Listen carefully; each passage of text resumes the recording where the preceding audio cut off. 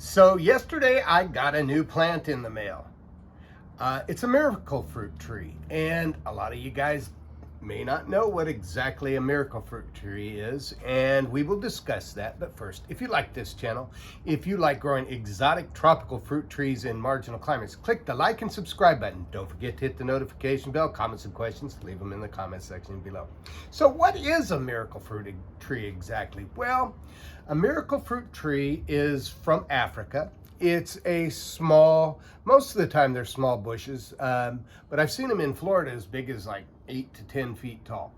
And what it is a small berry that when you put it in your mouth, you take the flesh off, and for about an hour afterwards, anything sour is sweet as can be. For example, you can take a lemon, a sour lemon.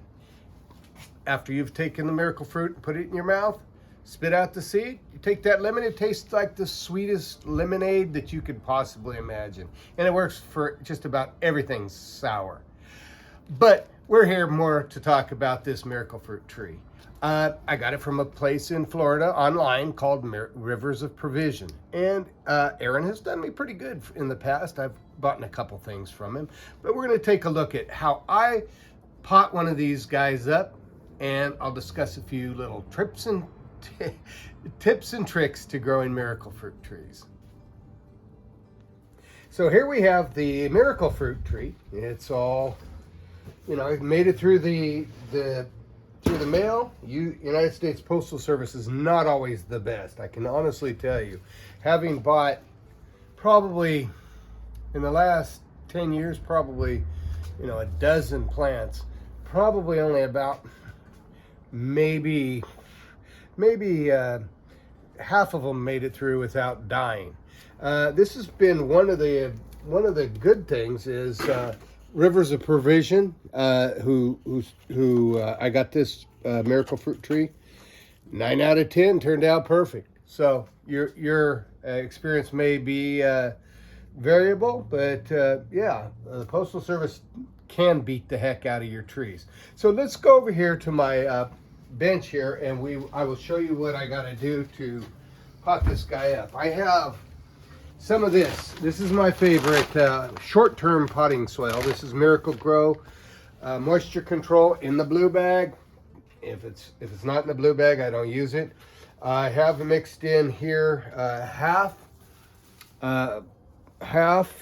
Miracle Grow, half peat moss. Actually, it's 1/4 peat moss, 1/4 cocoa core. And the reason is that you really want these guys to have very good drainage, and you want it also be a little acidic. So yeah, so here we have the little, looks like it was in probably a 3-gallon pot, and then he just wrapped up the roots. But first things first, I need to have a pot, and I like plastic pots for this is going to be going into the house for a couple of months where we're still cool. But I'm going to take this and put a couple 1/2-inch holes in it. You want good drainage, and so we're going to put 1/2-inch holes. So there's what we got. We got good drainage and good potting soil. So this is lightly damp, so it's not completely dry. We're going to put this in the bottom.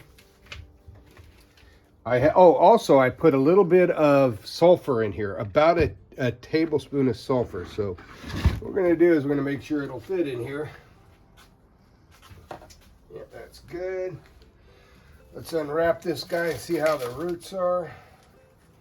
But like I said, I've had experience with Rivers of Provision Nursery in Florida, and Aaron, he's done me right every time. So I've heard some problems that people had problems in the Postal Service beating the heck out of your trees. That could happen, but wouldn't be the shipper's problem. It'd be the Postal Service, and as we know, the Postal Service is not what it was 40 years ago. But yeah, this is what we're going to do. We're going to remove all this, set this in here, and I like to use, when it comes to watering, and a lot of folks have problems with growing miracle fruit because they prefer to have somewhat acidic soil, and their water they prefer to have rainwater. And so I have some rainwater in my watering can, and that's what I'm going to use. Open this guy up. So as you can see, this thing is very well wrapped. This thing isn't coming apart in the mail for nothing. There's what we got. Move the damp paper. Looks like it's been growing in, yeah, peat. So let's take all that out. It has some nice healthy roots down there. Take a look. So that's basically what we're going to do. I just set it in there.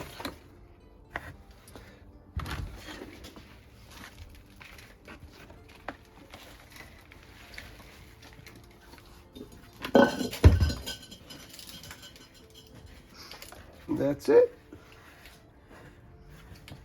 Maybe a little more of this product soil.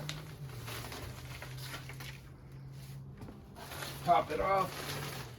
It has some fertilizer in it, so we're pretty good there.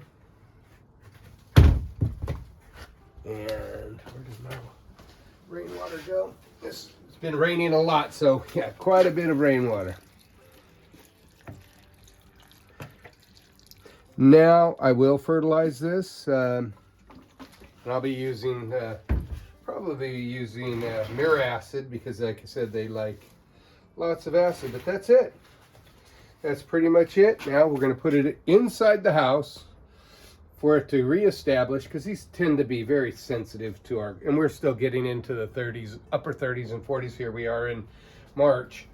And then once it's established, I will bring it out here, keep it in the semi-shade, and water it with rainwater or distilled water.